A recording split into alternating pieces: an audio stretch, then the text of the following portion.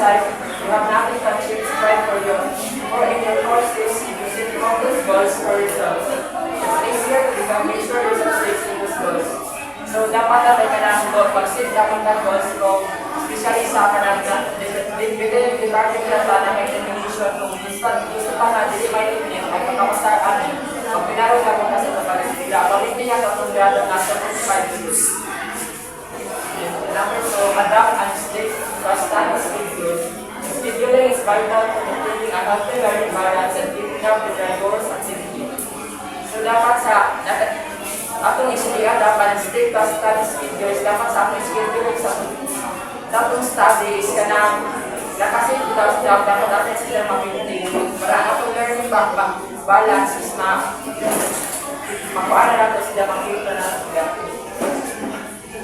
Then number 3, stay well rested. You are awake and alert. You are certainly more likely to absorb information given in class during study sessions and class activities and participations. Think of it as an indication of a class alertness. So number 3, stay well rested. Dapat ka na mag-relax kung ato po na-relax ang atong mind para kung tiglasin na po or nanapit discussion is ka na mas more active ka data or mas makakuan ka ng atong na ako na mas gaan ang ikaw kayo. Diba yung pa-relax ang kita so ka na nakuan ba ka na ka ng diba na list atong mga stress sa atong ipagkiko ang mga activities or sa study at kung nakarelax ta. Number 4, take advantage of individual resources. In addition to being in class, there are a variety of resources available to aid students thriving and achieving in class. So, take advantage of individual resources. Ibalik na study station nila or kanang atong teachers ka na mag-review class atong mga lessons dapat ka kanang ang mga gipag-review nato sa atong dapat naman kay advantage naman nato sa as a students ka na para sa maka-answer ka sa exam. Then, or ka na mahapon, kung na-ikoy ka ng sapan yung mag-over nila sa imong study ka na, hindi mo na sila ka na, ikuan ka na, pwede na rin sila, paano na ka na, may saman yung pay of tutoring sa inyo. Number 5, healthy study techniques for proper exam preparation. Study techniques consider fairly include balanced styles of management and avoiding online studies scams issues. So, kanang nato dito pilit dito sa mag-craft. So, kanang ato pang sa kang kuan kanang additions mo ta mag-study before dati sa kanang quiz or sa exam or kay depende yung para sa ato may kanang sa ato kanang strategy sila or sa kita as a student nga kanang ako pa kay kanang mas kailangan sila mag-advance sila study pero na yung na mas bakit ka nila information mas makapita nila mga reason kung kanang before pa sila o pag-alert pa sila mas dali lang sa sila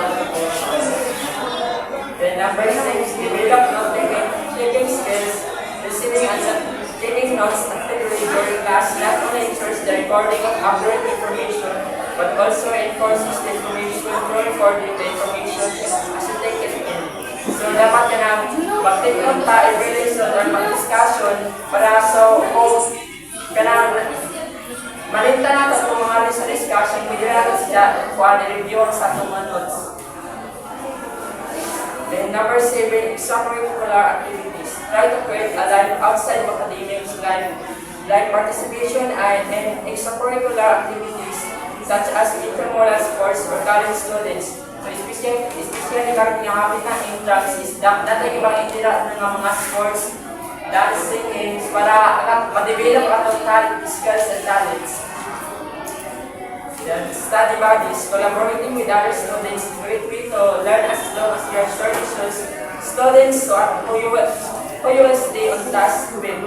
Study bodies, so dapat ako tayo mga study bodies na kanang bali for example, kanang study bodies nga kanang mukha din na kita sa barkada ng kapit-kapaguan kanang makipag-collaborate naman sa awan nga more kanang ikaw as student kanang gusto niyo taon ni mo manikamot yung mag-studies kanang makipagbanit ka sa uban ng student nga or maway ila mindset nga kanang determine siya sa ila particular aron ka na makapag-share with ang mga idea nito. O collaborate.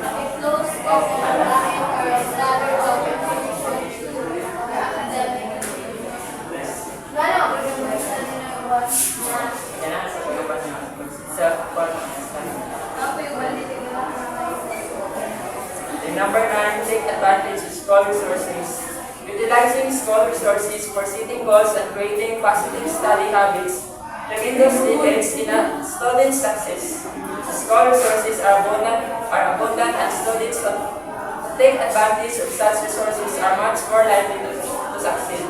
So, take advantage of school resources like sa ato is kanang natay library, so magbaro mo ta mga libro nila agad na or matutas library are mag-study. Or even sa kung kuan na school center na mag-provide with tutoring and knowledge like sa writing center or math center and program ng Garisata. Take on manageable course load. When taking on a well-balanced course load, students are more likely to succeed because of realistic expectation in the workload that can be handled successfully. So karon ang course load ito karon is kanang every midterm bitaw is karon kanang first every semester ay karon first semester is naman tayo 9 subjects so mga minor pa man is so sa second semester na so naman tayo mga major subjects.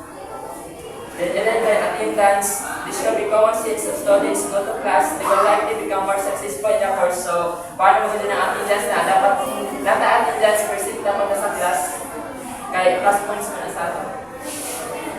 Dili lang sa class points natin may mga Then 12, participation, going to classes monthly but paying attention and participating in classes, going to classes